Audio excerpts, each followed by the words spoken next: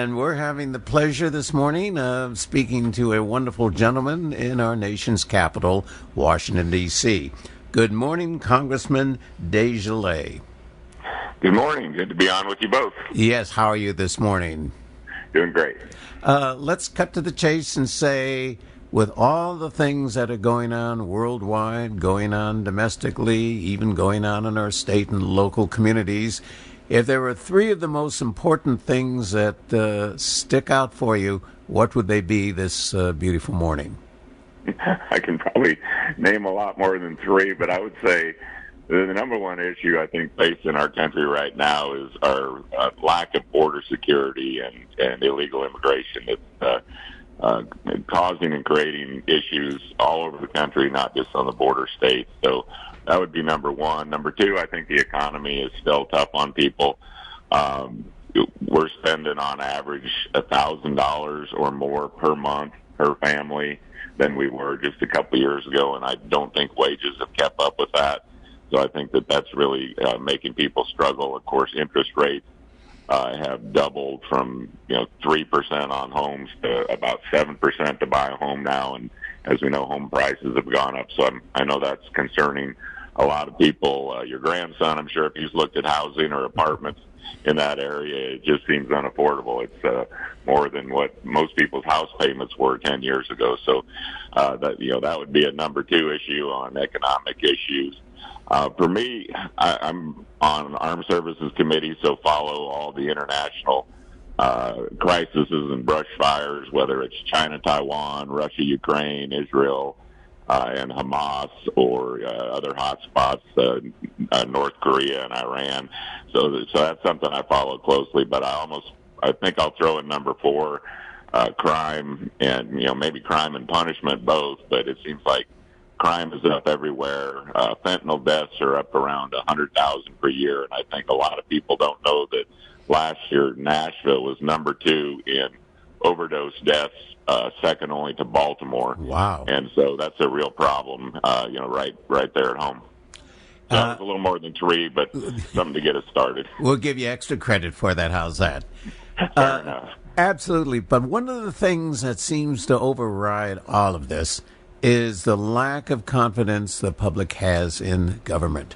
And I'm talking not only about national, but I'm talking not to the same degree state or local, of course not. But how do we rebuild this confidence in government where people are not so sarcastic and so angry? I think the best term is they're angry at what's going on. And what do we do about it? Frankly, they should be angry and frustrated. I'm very frustrated. I've been here a while now, and I've never seen it this bad. There seems to be so much division, at least if you listen to the cable news channels. I don't care which side you listen to, CNN, Fox, MSNBC. It seems like there's 180 degrees in opinions on so many issues where most Americans, probably fall more in the middle than you would think. And honestly, Congress is not as divided as it looks, but we try to operate under a two-party system. And I don't know that we're really two parties anymore. There's 2 to 3 parties within each party. And unfortunately, right now, a small fraction of people on either end of the spectrum seems to be controlling or stopping or blocking any legislation from going through. So frankly, Congress doesn't legislate a lot anymore. It's when you have divided government like we do now with the Republicans in control of the House, albeit a very slim majority, Democrats in control of the Senate and the White House, it just seems like we're at a standstill, and the only thing that gets done is executive orders, or there's being rules made by the various departments, whether it's USDA or FAA, and so people are impacted by rulemaking rather than being represented by their elected officials. And so how do we fix that? I think we've got to learn to work together better. We've had to pass things under suspension here, which means it's a mixture of Democrats and Republicans. But I think when I came into office, I was considered pretty far-right conservative.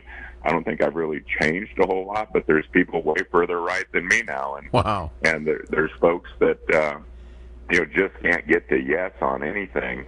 And, even Reagan said 80% of a loaf is better than nothing. And I think there's people here that if they can't get 100% of what they want, they're just going to not vote for anything, and that's prevented legislation from moving forward, and it's very frustrating to people all across the country. How many doctors are in Congress currently? I think there's roughly 15. We got a few retiring this year, but wouldn't be surprised if we pick up a few in the upcoming election. So, do you not a huge number, but do you see your medical education and your medical experience play a role as a congressman? It certainly, I think it came into play during COVID. I never looked at COVID as a political issue. I looked at it from a medical perspective, and so the opinions I gave on, whether it's vaccination or other things, wearing masks, were driven by my medical perspective. I also have a degree in psychology. I think that's how is that working? More than anything. Is that working okay? And I think we need to do a big psychiatric evaluation on most people in Congress, and there's just a lot of things that we could do better, and we could learn to work better, and I think people would appreciate that. And I think that moving forward, if we're going to succeed as a nation, that we're going to have to quit worrying about nitpicky little issues and focus on big issues that matter to everyone. Before I ask my grandson, Zach, to ask you a question from a young man's perspective, I always have to say, and I do a lot of teaching each semester at Mount Low and Columbia and all over Middle Tennessee, and the first thing I will express to the students, and I think this is something we all should do, anytime someone expresses an opinion on a political matter, they must start off by saying, in my opinion. Too many people are expressing their opinion as fact, and if you don't agree with their opinion, you're not agreeing with the science or the fact. And we've got to start out cooling down the discussion, and it really works well if you say, well, in my opinion, this is the way I see it. Zach, you have a question.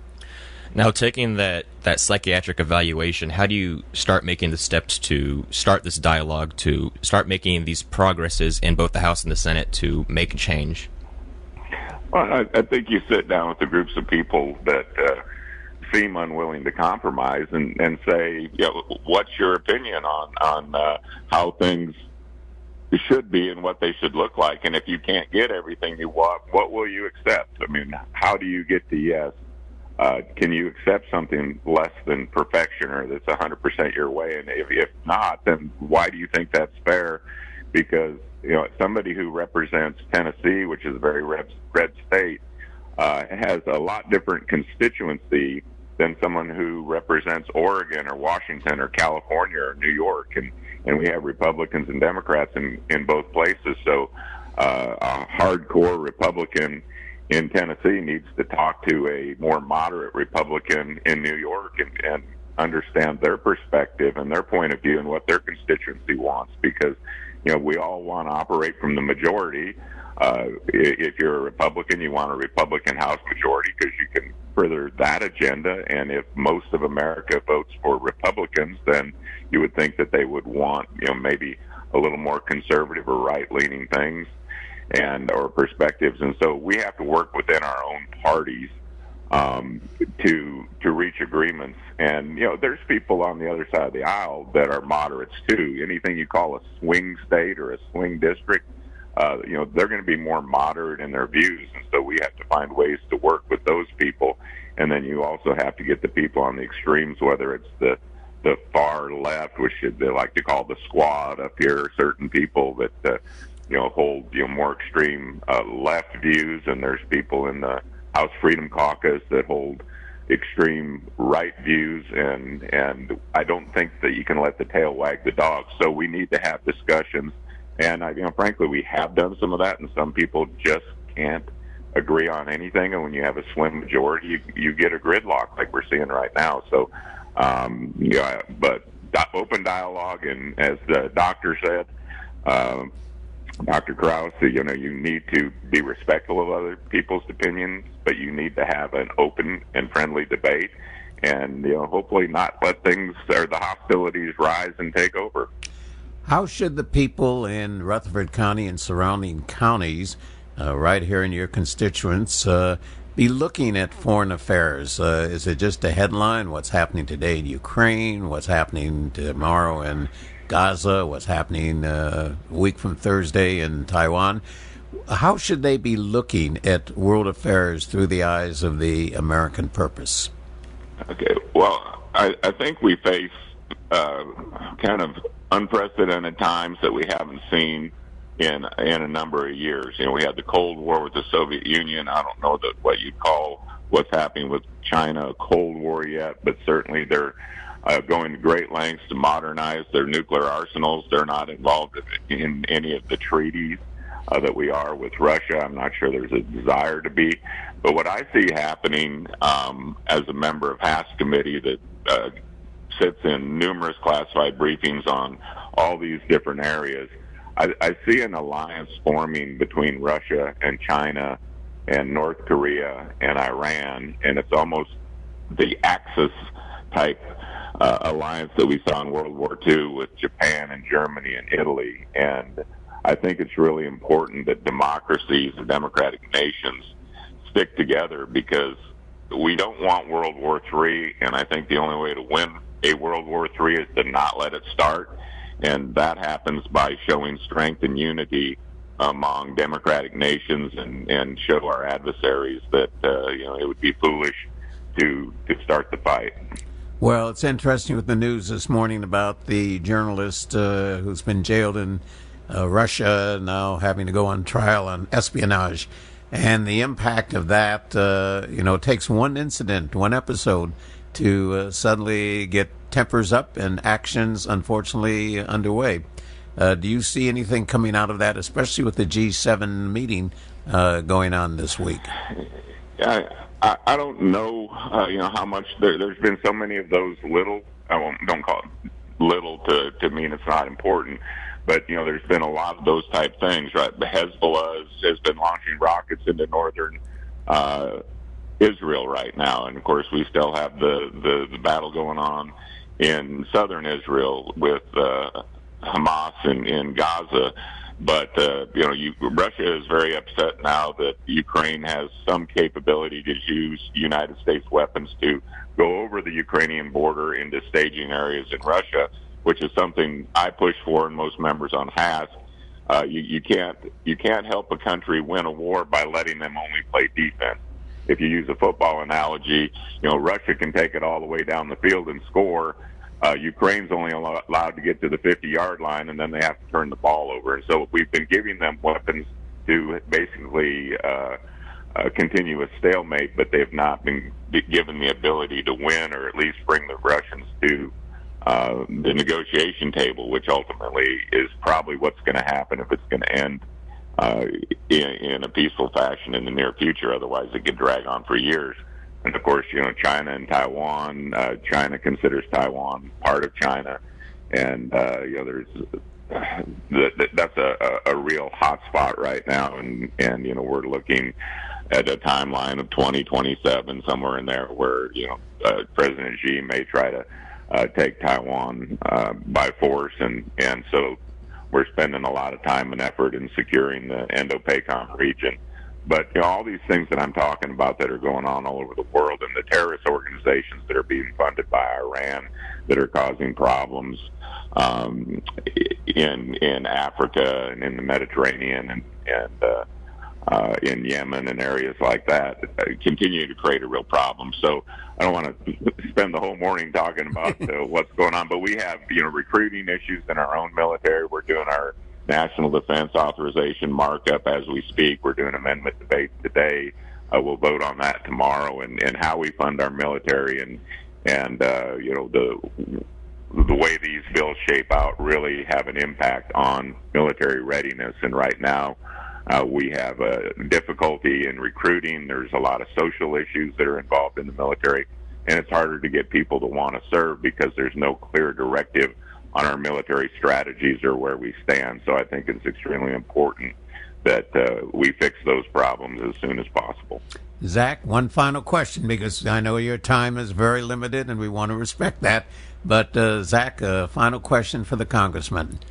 Now, I just turned 22 this past weekend, so I guess my question would be, what would you tell a young woman or a young man that is coming into this political world, especially how volatile it is? How would you get involved? How would you get involved in the aspect in both local and state government, and as well as the entire federal government as well? Yeah, well, I mean, obviously it's extremely important. Our young people are our future. The country we're leaving to is not in as good a shape as it should be. We have $35 trillion in debt.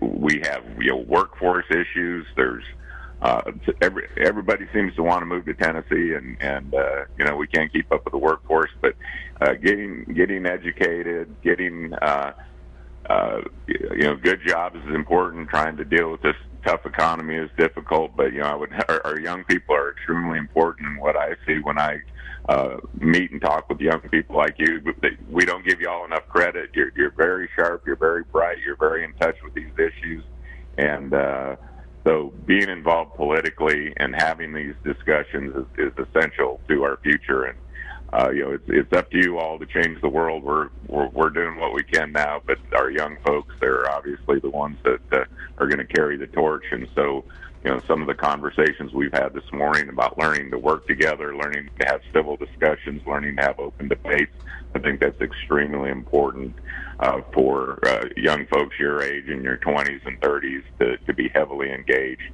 and be politically active in the sense that be vocal about the things that matter to you, and we do listen, and so I encourage that of you and other folks in your age group. Congressman, we certainly appreciate the time you gave. A very, very busy time. Summer's supposed to be light on the Hill, but it apparently is not light on the Hill. Do give our best to President Trump, who's visiting you guys this morning, I understand, or at least some of you. And hopefully we can have you back shortly before the election in November. You would join us in urging everybody out there to register. Be sure they're registered to vote in order to be able to vote on November 5th. Well, let's get that scheduled for late October or whatever is convenient for you. I would love to be back on and enjoy participating in your show. You're a great guest. Have a wonderful day.